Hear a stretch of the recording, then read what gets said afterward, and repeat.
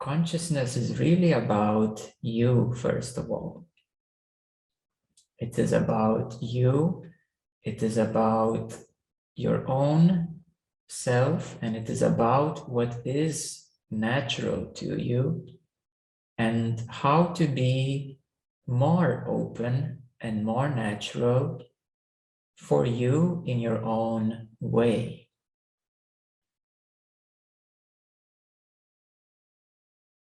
To know what is full consciousness and what is natural to you, I will tell you what is not natural to you.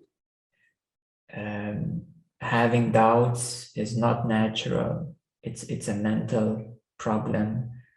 Having worries is not natural. It's a certain problem. Anxieties are not natural. Acting out on emotions is not natural.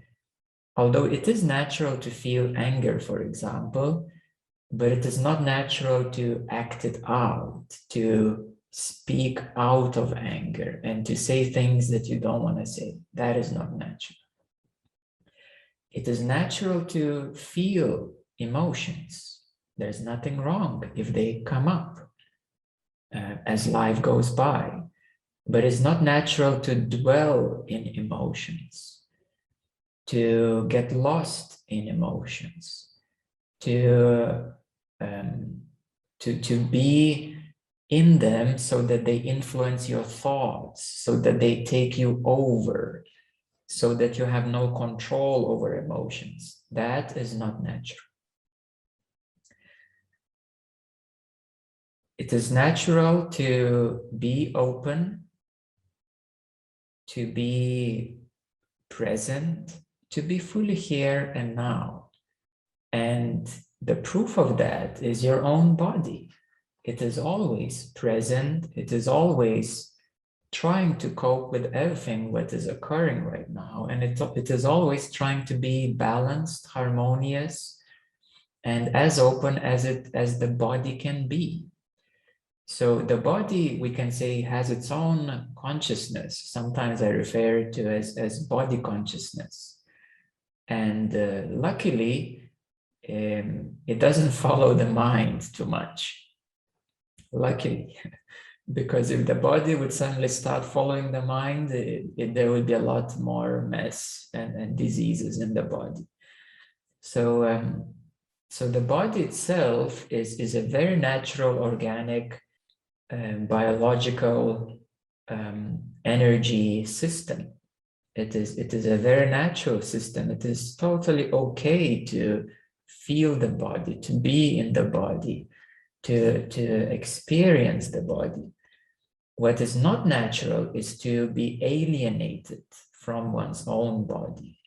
It is not natural to be only in the head, to be somewhere lost, to be on some kind of cloud, or to be only in energy. As people who are more sensitive to energetics, they tend to prefer to be in a certain space, in a certain energetic experience, and they start to ignore the body, and the body will always remind you that it's here, it's present. So even in the mid levels of consciousness, it is still not natural to ignore the body and to stay somewhere else and not here. It is, of course, not natural to have, we can summarize the diseases of the mind, such as doubt, worries, confusions, to be dwelling in emotions, yeah, such as sadness, depression, and so on. At the same time, it's not so natural. It is not so natural to dwell in preferred good emotions, such as clinging to excitement, such as clinging to happiness only, as an emotion, yes. It is completely natural to be content with anything that is present here, even if it's very simple. That is very natural. It is natural to be satisfied with what is here, even the simple things. That's okay. It is natural to fully acknowledge what is present, and not to avoid, not to resist, not to deny anything. It is not natural to try to avoid certain emotions, to try to deny certain inner feelings, to try to escape your present moment. And that is what I call the alienation from yourself, from the present moment. Even on a higher levels of consciousness, people tend to want to be only in heaven, and they start to unconsciously alienate themselves from the earth, from the present moment. Especially in the New Age movement, they all want to, meditate and be in Pleiades and other star systems, and then they start alienating themselves. They're saying, I don't feel at home. I want to be there. This is not my home. And this is just another mental story, actually. Beautiful one, but still becoming alienated from the truth and reality of the now, from the living presence of God, from the living presence of consciousness now. So if one is preferring to be somewhere else than now, one is preferring to be somewhere in a concept, in an idea, in a certain feeling, rather than in the now. So any preference to be somewhere else than now is not natural, no matter how beautiful it may sound and seem. And because if we look very closely immediately, what is that somewhere else? It is a certain feeling. It's a clinging to a certain feeling. It's an attachment to a certain particular emotion, to a certain particular experience. And paradoxically, it is, speaking from the highest level, it is a denial of the present moment. And the denial of the present moment is a denial of existence of the divine, of the present divine.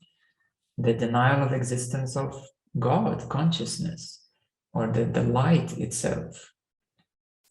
So any preferences of being somewhere else than here and now, they include a certain avoidance, a certain resistance, a certain escapism, and that is not natural.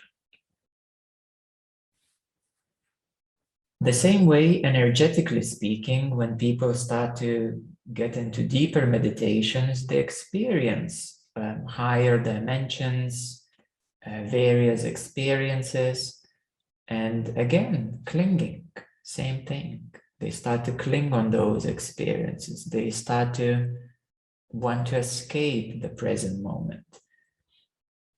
And it is always the same, that it has to go a full circle back. You are presently here at the lowest levels of consciousness. You are present only in the body. You identify only with the body, and you don't feel comfortable.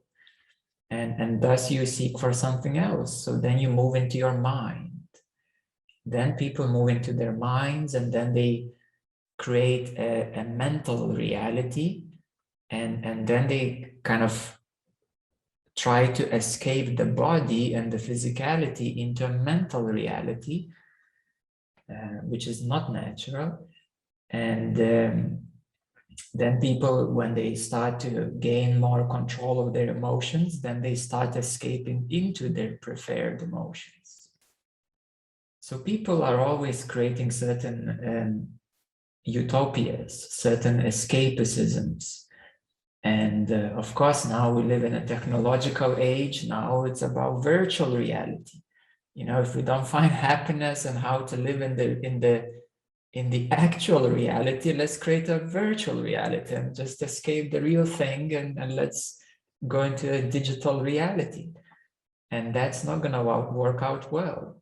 You cannot ascend in a digital reality. You cannot truly experience the whole aliveness of life. So these movies and you know the VR stuff and the metaverses and all those things are other escapism mechanisms to further alienate from the actual universe, from the actual present universe. So it's a, we can say it's a certain wound of consciousness that it's the same wound of separation and trying to avoid that and trying to find some substitute, a compensation for that.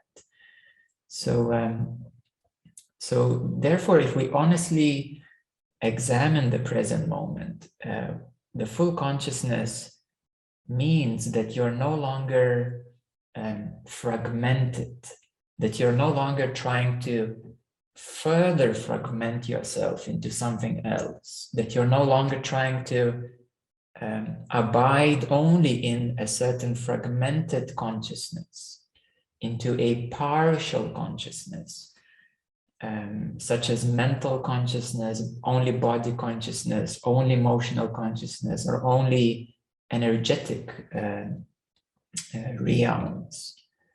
So full consciousness means that you are absolutely here, and there's no more fragmentation, there is no more avoidance, no more denial, no more escapism, and you have learned how to meet everything here, how to meet everything here, and how to meet everything here no matter how difficult it is. And the difficulty is in the same avoidance. You know, since people do experience, you know, challenging emotions, certain past traumas may come up. It is, we can say, a habitual instinct to try to not experience again, which is unpleasant, but that paradoxically doesn't serve well in a long term. So in full consciousness, you learn how to meet whatever is here and whatever arises within you. So it is a real meeting of everything what is here. And when we speak about absolute self, which is the same as full consciousness, but what does it mean, absolute? Absolute means the most all, without any exclusion, without any exclusion. So literally, absolutely everything. And the absolute self is, well, exactly absolute everything. And therefore, if there is, you know, a poop on the street or a trash on the street, it's all there. And you're not pretending that it's not there. Everything what is here is here. And we live, you know, in this realm of primary experience, which is a human experience, and you know, there's a lot of nature and animals and trees and all of those things, and therefore what all that is here. And if you do start to experience altered experiences or higher experiences, such as, you know, other dimensional experiences, well, they're also here, including everything else what is here, the 3D stuff. So, you know, there's no separation. You cannot separate one thing from another. And this separation also reflects even in spirituality, because there is a common knowledge that majority of people are living in a materialist reality, and spiritual people are living in spiritual reality. But why there are two realities? I mean, there's no two realities. There's just one thing. There's just one universe. And how can we separate what is physical from energetic, from spiritual? And it's not separate. It's all absolutely one. Not only connected, but it's all absolutely one. So any sort of separative concepts are fragmenting one's experience. Any separative beliefs and ideas are limiting one's own full potential, are limiting your complete openness. So if you hold any particular world view that the world is this crazy nonsense, COVID, you know, and all the other stuff, and if you see the world as something negative, well, we need to be honest that it's how you see it. It's how you see it. It's how you feel about something, but it's only partial. In its wholeness, you know, you are correct in one sense that there are challenging things going on, but you are limiting yourself from the wholeness, from the totality of all. So any particular worldview is a limitation in itself. Any particular perception of the reality present moment in a particular way is a limitation in itself. It's a fragmentation, and that is not natural. It is not natural to be limited. It is not natural to see reality only as a one slice of a cake, of the whole cake. It is not natural to look at the ball and to only see the south or the north of the ball, because the ball is a ball. It's a complete 360 thing. So it's not natural to see only one thing and to think that that's the only reality that there is. So one of the key obstacles and what creates all of that is what's called the primal separation. And this primal separation is very much rooted in one's focus, in one's attention, because that is what I call, it's a lighthouse. It's a lighthouse. It's like a limited view. And of course, the rigidity of these limited views create very limited experience. So it's not natural to experience a limited experience. And what I mean by unlimited experience is not being a superhero, superhuman, like in the movies it shows up. That's, you know, superhero stuff. But what is natural is to feel open, not limited by any particular feeling, by any particular idea, by any particular perception, and just feel open and having no particular view of reality, of the present moment. And very commonly in the spiritual life and in the spiritual communities, they do tend to form certain particularities. So, you know, and we can witness that throughout the human history, that there is a rise of, we may say, Gnosticism, which is, you know, a certain knowledge, a sacred knowledge, but knowledge is knowledge, no matter how sacred it is, it's just knowledge. Then we have witnessed throughout human history mysticism, but mysticism it's healthy to have an open mind, but to assume that it's all mystery, it's also a limitation of one's intelligence. In a way, if you can't explain something, you don't need to say it's a mystery. You can say, well, I can't explain that, and that's fine. Just like for a medieval person, our regular way of living would be a miracle. The same way, our current regular way of living seems to be primitive for someone who is 1,000 years more advanced. And perhaps we could consider a miracle, a certain instant materialization, but for a person who is 1,000 years more into the future, for them, it's a consciousness-assisted technology, for example. So essentially in the universe, there is no mystery as such. It is all known, it is all created by the laws of the universe, by how things work in the universe.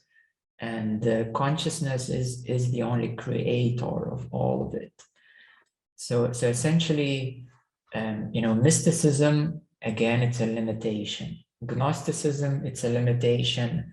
Particular religions are limitations, because they're saying that God is only this way and Allah is only that way, and only this or that way. It's a limitation. So that is not natural. What is natural is to be here, to be present, and to be absolutely open. Absolutely open. This openness doesn't mean that you have open mind only. It means that you're fully present with all that is here, and you're naturally allowing anything to come up, any feelings to come up, any emotions to come up, any energies to come up, you're allowing. So allowance is natural. Resistance is not natural, because resistance is an immediate limitation. It's an immediate limitation. When you resist something, you're not allowing the life force in whatever form it takes to flow through you. You're not allowing the life force, even if it comes up as some sadness and some challenge, you're still not allowing it to flow through you so that it gets processed. So it is not natural to keep emotions, because that is not healthy, because they accumulate, they get stored in your subconsciousness, they get chucked into your unconsciousness, and then you start dreaming all sorts of things, you start experiencing continuous repeated experiences of repeated problems. That is not natural, because that is a repetition, and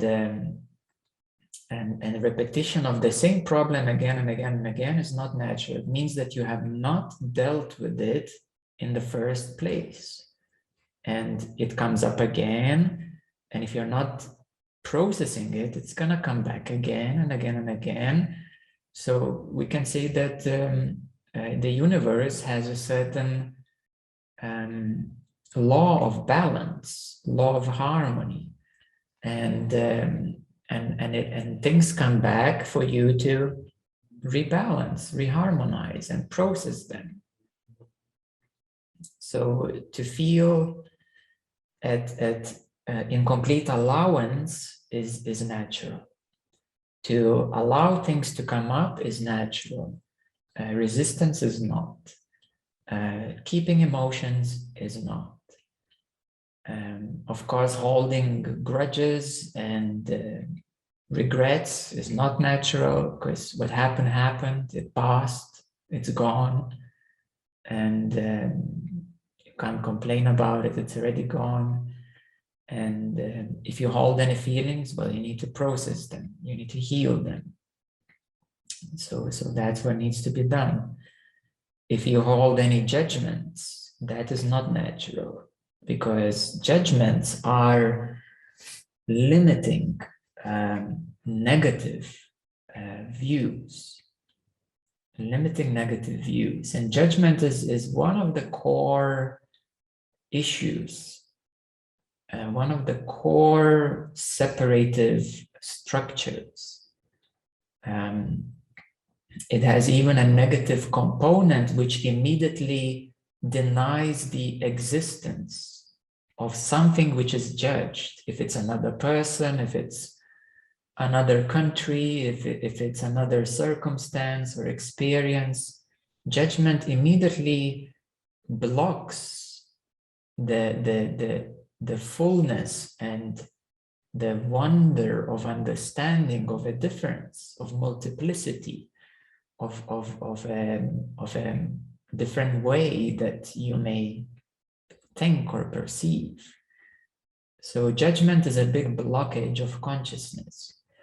And I would encourage everyone to closely observe if anything at any time is judged, because that is a big, big, big blockage of your own self. You don't want to do that.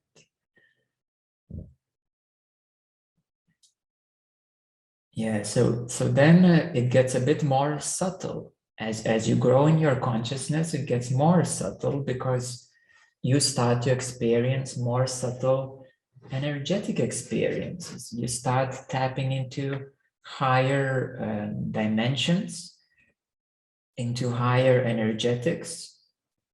And there is again a possibility that you may want to be only there and not here, which is avoidance, let's be honest. And another issue with more advanced spiritual people is that they tend to start to cling and keep and attach on only positive experiences. So they start to run away from life, from their families, from their friends, from work, from living a normal life, and they become spiritual. They become not normal anymore. Not that I'm not saying that the normal people are normal. They're absolutely not normal, but spiritual people are also not normal. They are also not normal people. They're not natural people. They're full of avoidances, full of resistances, full of attachments. Same stuff, just on a higher vibration.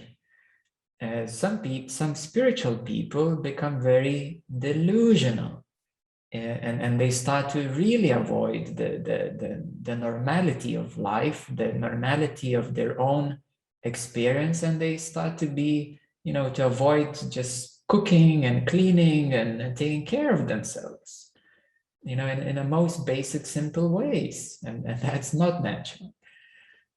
Making excuses, that I'm now spiritual, I shouldn't be doing this, that this is not for me, and now since I'm spiritual, that they start to judge non-spiritual people. And isn't that another separation? Isn't spirituality supposed to be unity, absolute oneness, no matter at which soul development one is? Can you say that the cat is not spiritual, that the mouse is not spiritual, that a human troublesome being is not spiritual? Isn't everything spiritual? Yeah, so these false and judgmental spirituality concepts are also judgments. Get rid of them. They're not serving you. They're not helping you. They're not natural, and they can be big excuses of avoidances. You don't want to do that. So at many, many levels of consciousness, as one grows up more and more and more, you just constantly have to check in basic things with yourself, basic things. Is anything avoided? Is anything resisted? Is anything denied? Is anything judged? Because these are some of the biggest separations. And the biggest of the biggest denial and avoidance is when one becomes enlightened, and when they start to absolutely deny that there is no world, that there is nobody here, nothing is happening, and nobody can do anything about it. What a big nonsense. And that's the biggest nonsense of all. How can you deny? And at that moment, there are many Zen stories how a Zen master would take off his slipper and slap a student in the face. Wake up from the biggest of all nonsenses. Yeah, or they would take a stick and just hit it, with a stick. So that's kind of a Zen way. And in my case, I don't take any physical actions, but I say just hold on. You have a big thing going on here. You need to wake up from that too, because you can't deny that you're here, that everything is here, that this experience is here, and that everything appears as it appears. But of course, the only real thing is the consciousness itself, is this pure light. Yeah, is the pure light of awareness. That's the most real thing. But there is also the experience, which is presently here, and you can't deny that too, because that's one of the top, highest level denials. So, it doesn't matter at which level of consciousness you are, and to keep, you can really keep things simple. If you deny something, there is a problem. You're limiting yourself. No matter how beautiful non-dual explanations and justifications you may come up with, it's still nonsense. Nonsense is nonsense. If you're still denying that it's here, that it's all inseparable, and it's all included in this present moment exactly as it is. So any sort of denial, no matter how glorified and wrapped up in spirituality and non-dualism and mysticism and all that stuff is, it's still nonsense. It's still separation, and therefore I want all of you to know that it is, simply put, denial. Very simply put, denial. Or even worse, judgment. So you don't want to do that. So this is why I'm trying to simplify things for everyone. And if you approach any of your favorite, religions and spiritual traditions and Gnosticism, mysticism, and Hinduism and Buddhism and New Age and any of these branches of different paths and different roads, just examine with your clear, sane mind. Is anything avoided? Is anything resisted? Is anything denied? Is anything judged? And filter it out. Recognize that still is a certain limiting programming instilled by those who either have lack of truth, of understanding, or those who perhaps even have a negative agenda to that, or controlling agenda to that. So keep it simple. Yeah, there is it's called KISS, keep it simple, KIS. Yeah, keep it simple. So when you keep it simple, any sort of exaggerated and glorified philosophy and spirituality and mysticism can be easily seen through. And even if you pick up some books from enlightened teachers and they write about, like, even if there are millions of followers, and if they still write things which deny and avoid and resist or judge anything, keep it simple. That teacher might not have full consciousness opening. They may have a certain degree of enlightenment, a certain degree of beauty and maturity, but there still might be a certain separation, certain denial lingering somewhere deeply there. And therefore, no matter how beautiful something looks like, how glorified and how, and Buddha said it very well, actually, that you need to keep your what he called the critical thinking or critical discernment. Yes, he said the discernment. You need to have a healthy discernment, no matter if something has been a tradition for 1,000 years, no matter if somebody is worshipped, and no matter if your family, your whole generations believed in it. You have to be discerned, you have to have a discernment for the truth and discernment for the simplicity of it. So that is natural. That is natural. And Buddha put it in a very healthy way.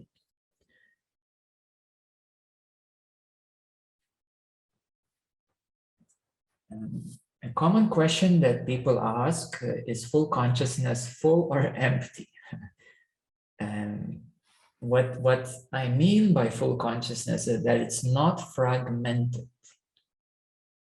It's not fragmented. It is not limited. It is not fragmented. And it means that you come to complete openness. That's what it means. It doesn't imply fullness, that you get more full of something. No, you don't get full of something. And it doesn't mean that you get empty of some, well, you get empty of your, limitations.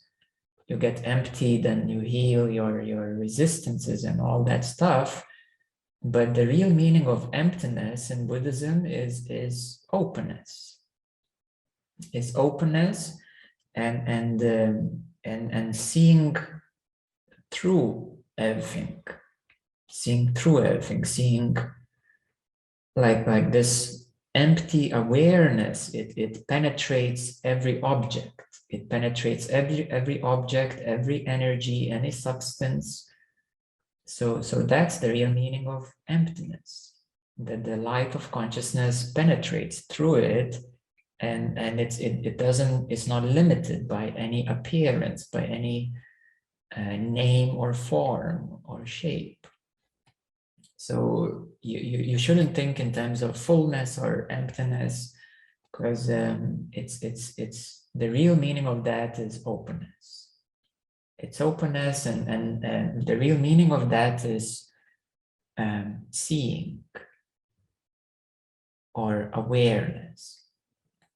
So yes, just to touch a little bit upon this, seeing is to recognize that it is the seeing not with your eyes, and it is seeing that you already see with your eyes.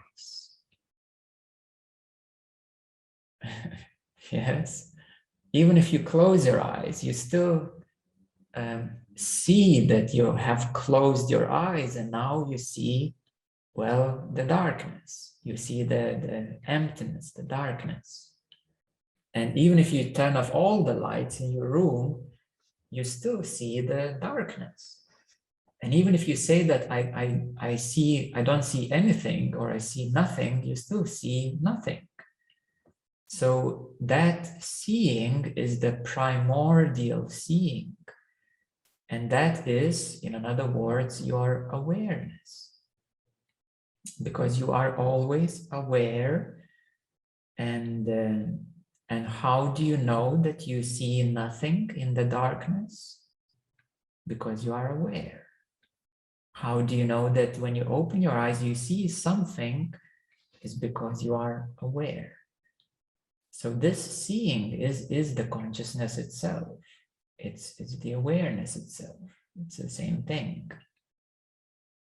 And this seeing is the most natural thing. It's always instant. It's always present. It's always direct. And it's always here.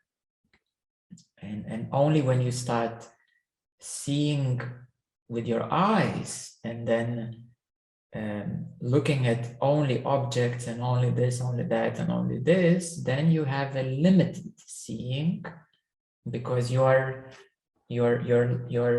contracting your infinite seeing, which is your this awareness itself of anything that ever arises in your experience, and then you only look at energy, only look at space or peace or emptiness or objects, or only inside, only outside. And all of these are still fragmentations, fragmented seeing or a limited seeing. So that is not natural. At the same time, how would you feel at full consciousness? You feel, well, very good. Very good. You feel very good. You feel relaxed. And you're not so interested to be stressed. You feel pretty good, and even your body feels pretty good because you're not keeping any emotions in your body. And if something arises, well, okay, let me feel that, and it passes away, and it's okay. So you're not keeping any emotions in your body, and you're not attaching to any emotions. So your body is not struggling with emotions. And when it's not struggling with emotions, it feels, well, balanced, harmonious. It feels pretty good.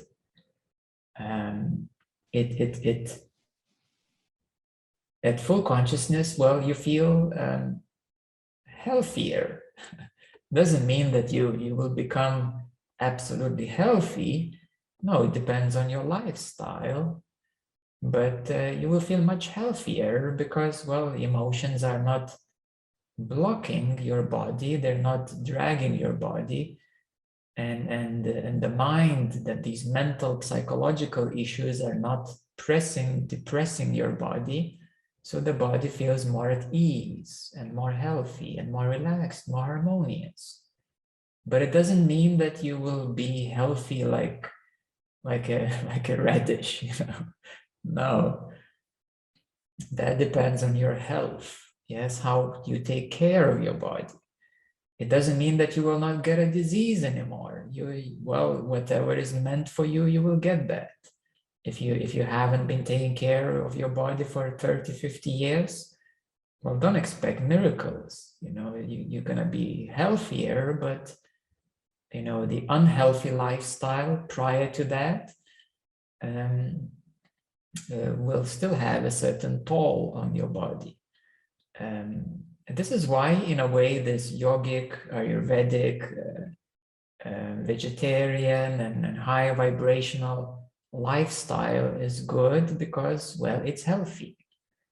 And if people are thinking that they're spiritual because they're vegetarian, no, that's not the reason. You're vegetarian because you're vegetarian and you just are healthier.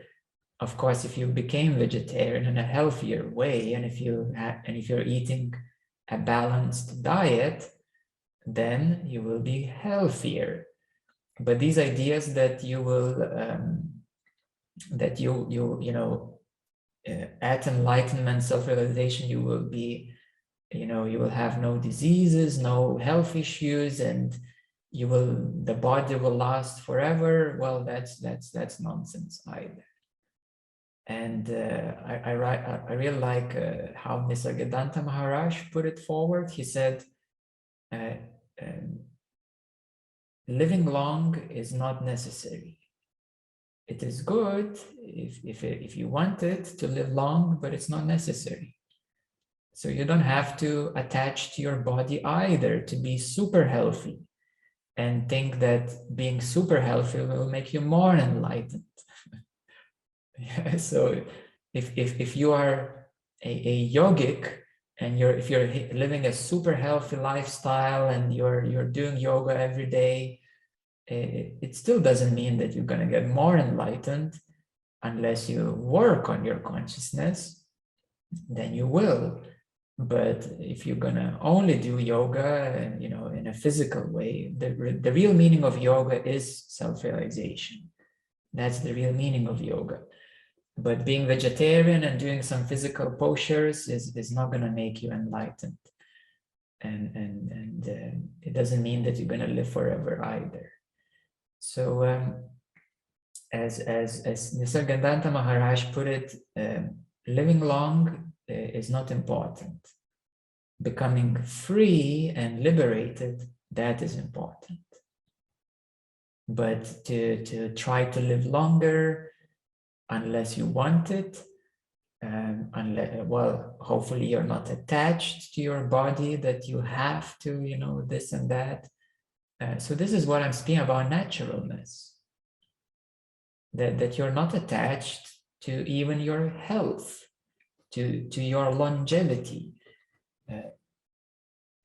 You're not attached to also being only vegetarian. I mean, I know a few enlightened teachers, and also historically, who were non-vegetarians. Well, to start with, Jesus was not a vegetarian. He was eating fish. Yeah, it's in the Bible. So let's not cling to any attachments. You know, being vegetarian is healthier, and it's more conscious way of living. It's more in alignment with the universe, of not, you know, harming other life forms. So it's much better, but that doesn't mean enlightenment, self-realization, or freedom. So naturalness means non-attachment, that you're not attached to anything. And in the most paradoxical way, if we're speaking about naturalness, well, Nisargadatta Maharaj was, he still had some bad habits. You know, he used to sit in a satsang and grab a cigarette. You know, and all the yogic people would get horrified. Like, oh my God, you know, what he's doing. And some of the yogis got a bit of courage and said, you know, well, I have to ask this question, you know, dear Nisargadatta, you know, you seem to be attached to smoking. How come? And his reply was, well, you seem to be attached to not smoking. That was a good one. That was a good answer.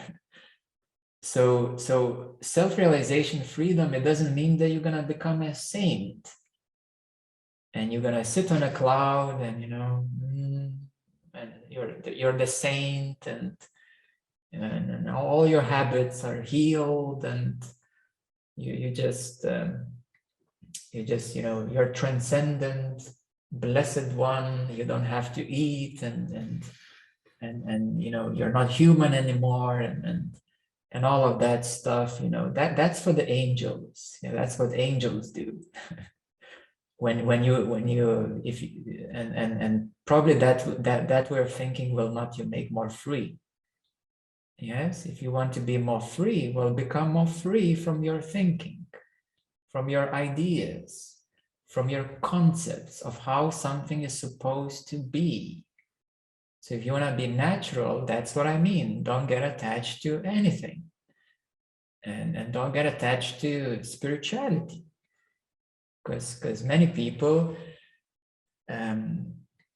you know, on this journey, you become spiritual, and you start to sort of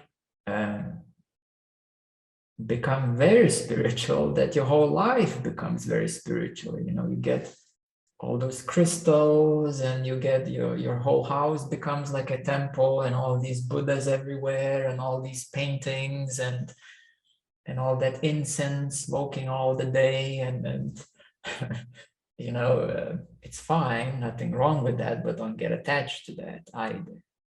Don't think that that's going to make you more liberated.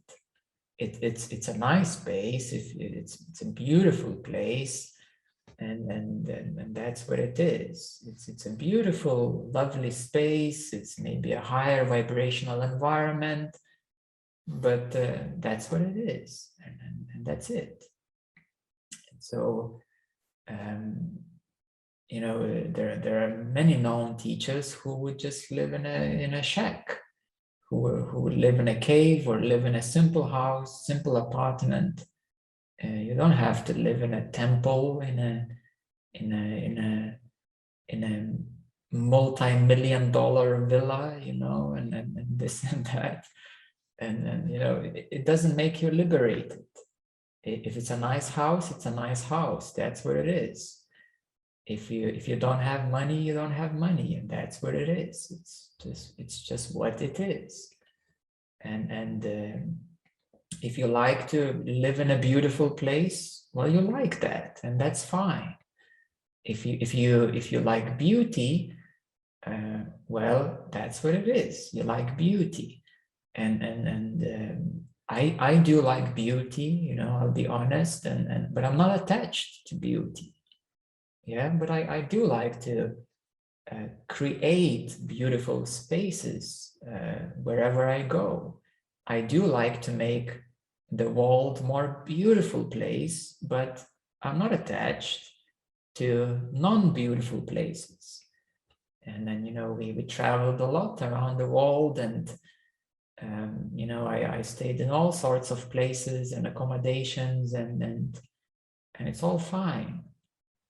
It's all fine. So you can't exclude anything. You can't limit anything. You can't judge anything. So that's what I mean by being natural. Yes. Now another big one is being in full consciousness. Is it like seeing auras and being a healer and having these psychic abilities and channeling, you know, whoever knows what, and receiving messages from aliens and ETs, and no, that's not liberation. Being a healer is being a healer. It's a gift. It's a certain development. You know, it's a certain hobby or profession. Being a healer. Being a light worker, it is also a certain hobby, a certain profession. It's a certain service that one gives. Being psychic, you know, having an extrasensory perception and all that stuff is what it is. Being a psychic, having a gift, and working with that gift. It's a certain responsibility. You have to work with it. You have to develop it. So all of these you know, extra sensory perceptions, psychic gifts, and so on, they're gifts, and they are some of them. Well, to be honest, every human being has a telepathic ability. Every human being has empathic ability. It's just that you need to work on it. And just like if you want to become good at, well, swimming or table tennis or anything like that, sports, you have to train for it. And to be telepathic, you need to train for it. To be empathic, you need to train for it. And to become psychic, well, you need to have a certain gift and then train for it. But telepathic and empathic everybody is, because everybody has a pineal gland, a heart, intuition, empathic connection. Everybody has that, but you have to work with it. And that has nothing to do with liberation, with self-realization. That's not about that. So self-realization is liberating yourself from the body, from the mind, from any ideas that only this, only that, only this way, only that way. And that's what I mean, that full consciousness is natural because it is not limited by anything. There is no attachment to anything. There is no judgment to anything. And you are just this awakened baby, I can say. You know, you have this baby wonder, but there's also intelligence in it. So you're no longer a kid and you're no longer an adult.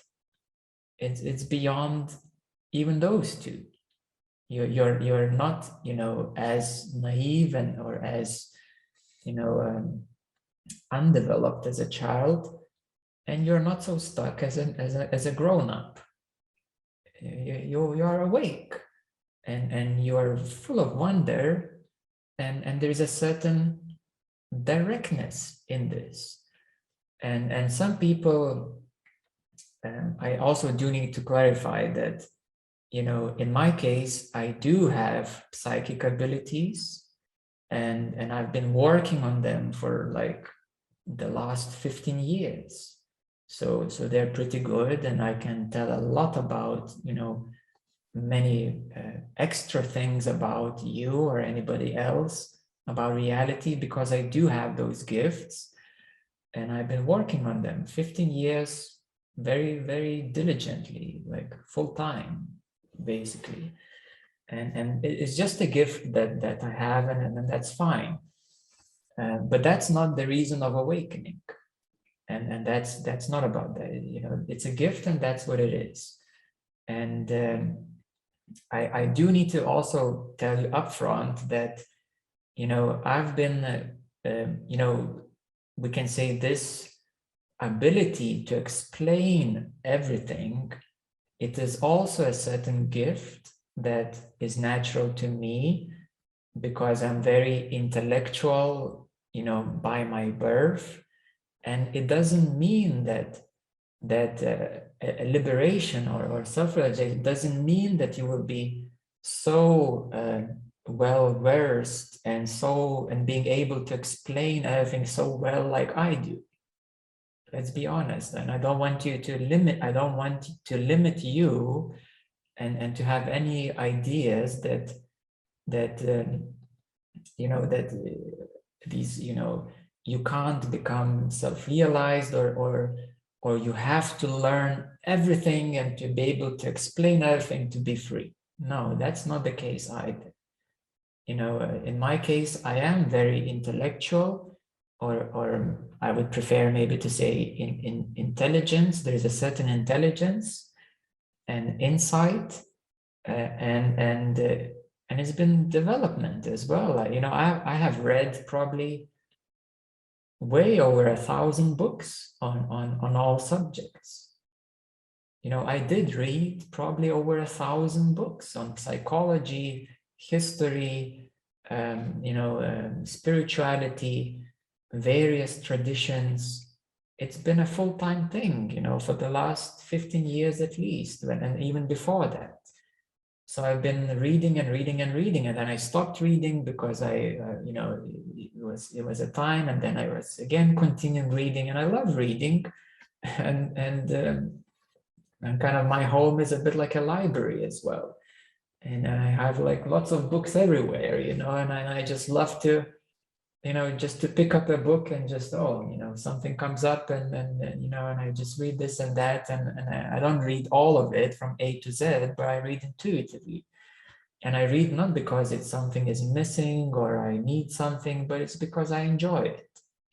I just love to see different perceptions, how different people think, how to learn more about the whole universe, the whole thing. It's just because I love it, and it's my hobby, and that's it. And this is why, you know, I developed this ability to explain things very well, and that's just it's been a development. Let's put it this way.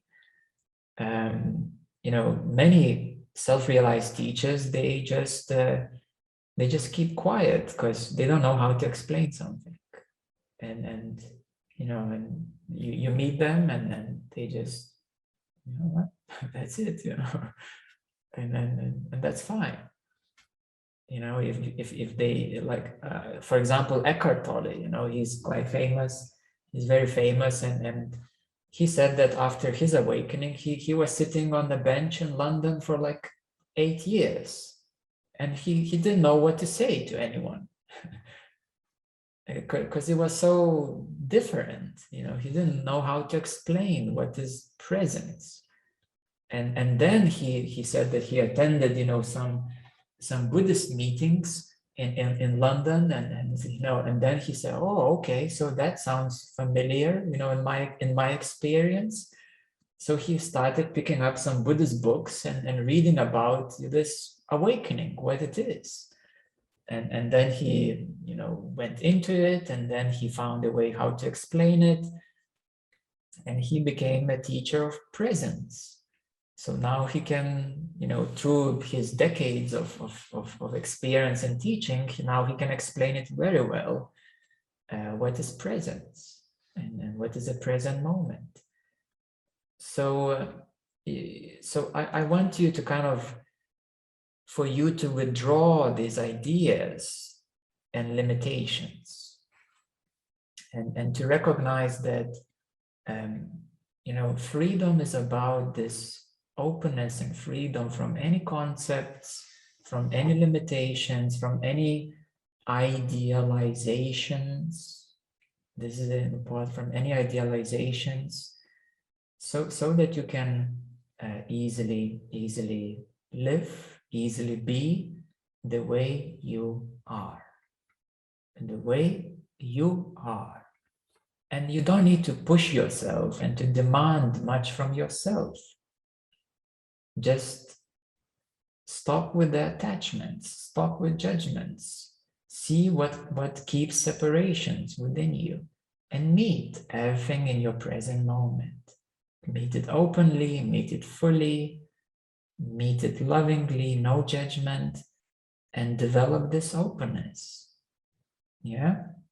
So that's the way to go about it.